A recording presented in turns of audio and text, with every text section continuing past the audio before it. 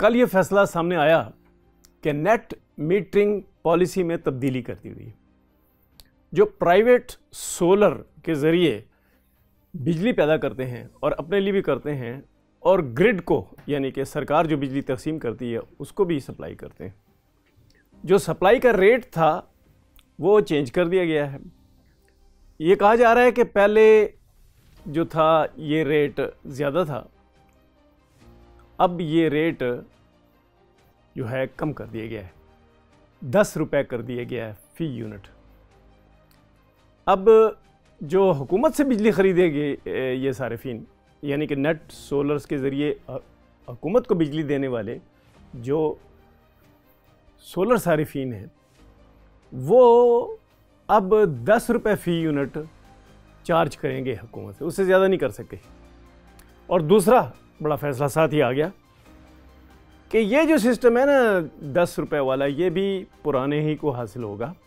नए वालों के साथ या तो उनको ये शुरू से ही नहीं मिलेगा, ये जो एक मराहत किस्म की चीज़ है, या फिर उनके साथ नया माहिदा होगा। ये अब कल ही ये सारे फैसले हो चुके हैं और ये IMF की निगरानी में हुए हैं। अगर इस मामले को समझना है तो फिर साथ ही दो बातें और भी समझ लें।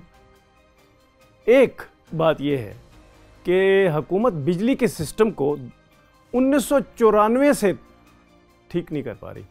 1994 में बहुत बड़ा बहरान पैदा हो गया, लोड शेडिंग जो है वो 80-90% तक चली गई। उसका हल निकालने के लिए हुकूमत या तो पैनिक में आ गई, घबरा गई, या फिर उनको एडवाइस किया गया बाहर से कि हम कुछ कंपनियां हैं यहाँ पर, वो उनको IPPs कहते हैं, इंडिपेंडेंट पावर प्रोजेक्ट्स, वो जो हैं आपके लिए वहाँ पे सरमायाकारी करेंगी पाकिस्तान में और आपको के लिए बिजली पैदा करेंगी। तो 20-25-30% जो है आपका जो लोड शेडिंग का मसला ये हल हो जाएगा। ये मसला आज तक हल नहीं हुआ। साथ ही एक और चीज़ आ गई, वो आई है कैपेसिटी चार्ज।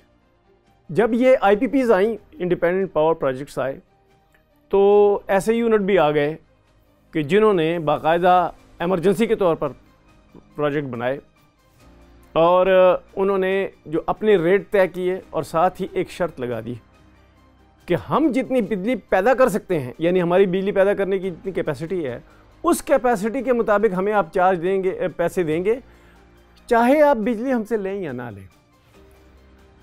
वहाँ पे क्या हुआ कि जो बिजली हमने नहीं ली, पाकिस्तान ने नहीं ली, उसके पैसे भी उनको दे दिए। फिर क्या हुआ, साथ ही एक और अजाब ने सर उठा लिया और वो ये था कि गर्दिशी कर्जा बढ़ने लगा। अब गर्दिशी कर्जा जो है वो पाकिस्तान की हुकूमत पे करने के काबिल भी नहीं है। अच्छा, गर्दिशी कर्जा अगर आपने पे करना है तो जाहिर है कि आपके पास एक्स्ट्रा आमदनी होनी चाहिए।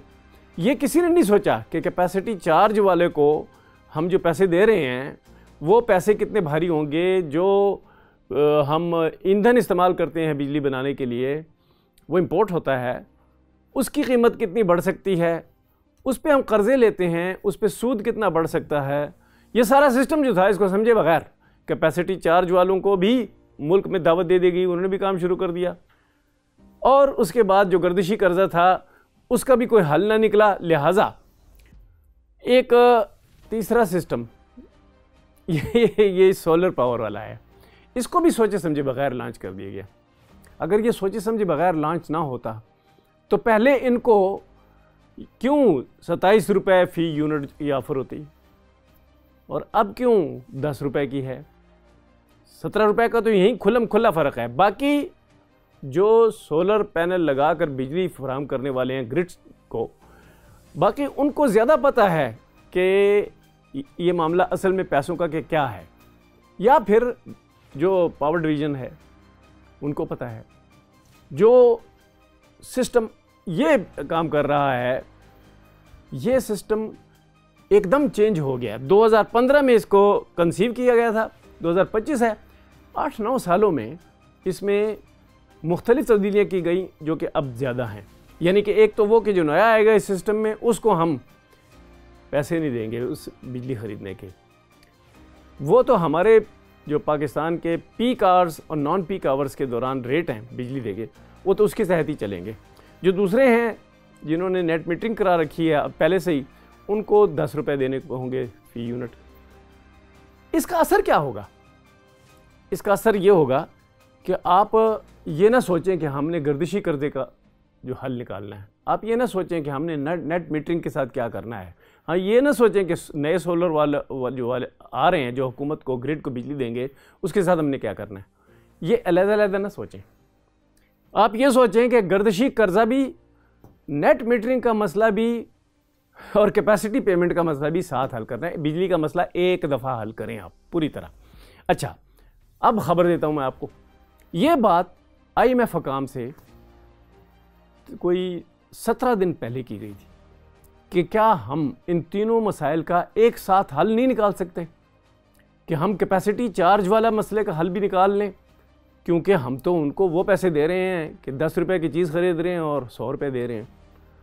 और उसके अलावा जो गर्दिशी कर्जा बन चुका है, चूँकि बिजली का जो शोबा है वो इतनी मनी ही जनरेट नहीं करता कि गर्दिशी कर्जे को बर वक्त वापस किया जाए, वो तो पहाड़ बन गया है और ये मज़ीद पहाड़ बड़ा होता चला जा रहा है।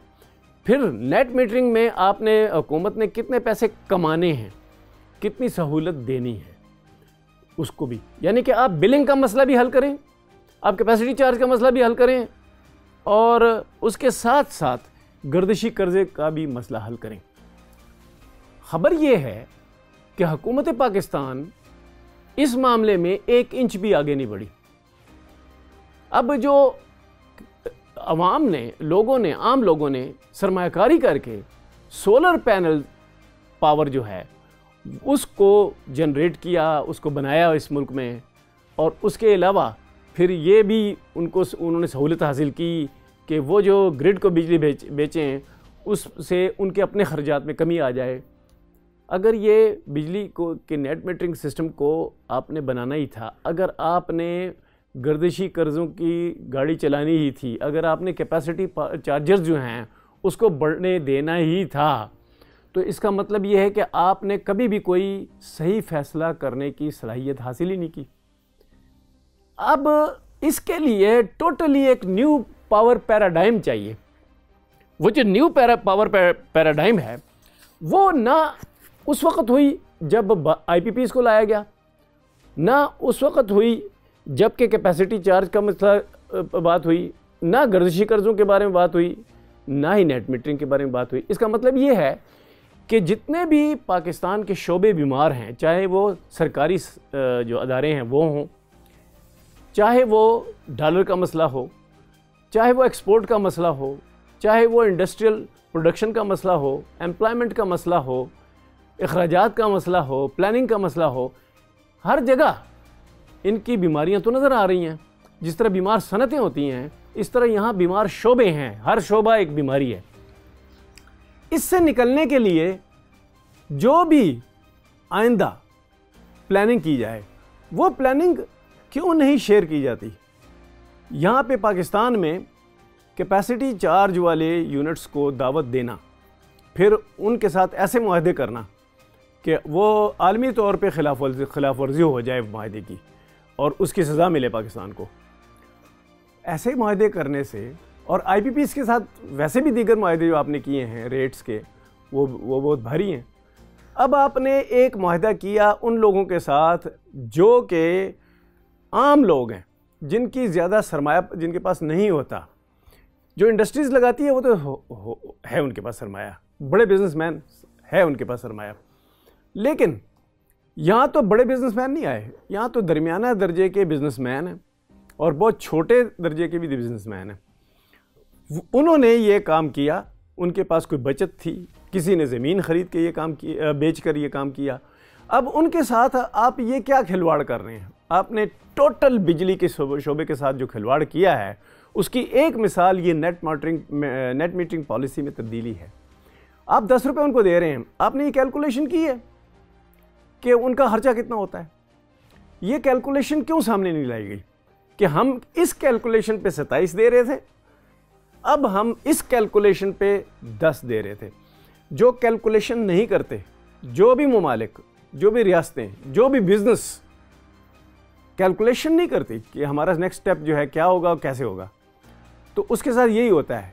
याद रखें, ये जो अब जो नेट मीटरिंग वालों के साथ हो रहा है, ये सरमायाकारी के ख़िलाफ़ एक बहुत बड़ा इक़दाम है।